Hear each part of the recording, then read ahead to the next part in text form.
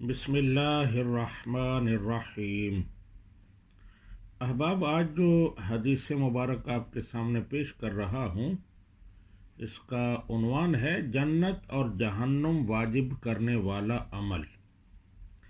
سیدنا جابر رضی اللہ تعالی عنہ روایت کرتے ہیں کہ نبی کریم صلی اللہ علیہ وآلہ وسلم کے پاس ایک شخص آیا اور اس نے عرض کی، اے اللہ کے رسول، وہ دو عمل کون سے ہیں جو جنت اور جہنم کو واجب کر دیتے ہیں؟ آپ صلی اللہ علیہ وآلہ وسلم نے جواب دیا، من مات لا یشرک باللہ شیئا دخل الجنہ ومن مات یشرک باللہ شیئا دخل النار۔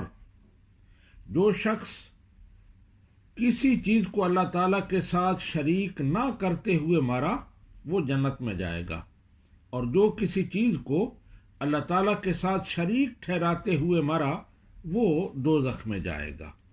یہ مسلم شریف کی حدیث ہے اور اس کا نمبر ہے 93۔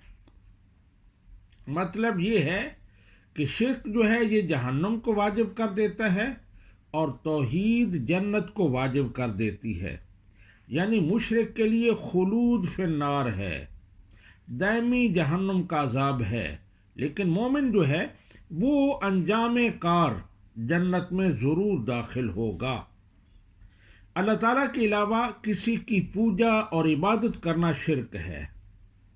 امت مسلمہ شرک کے حوالے سے افراط و تفریط کا شکار ہے۔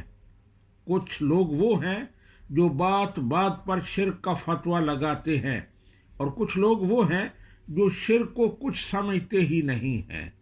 اللہ تعالی ہمیں حق سمجھنے کی توفیق عطا فرمائے۔ وما علینا الا البلاغ۔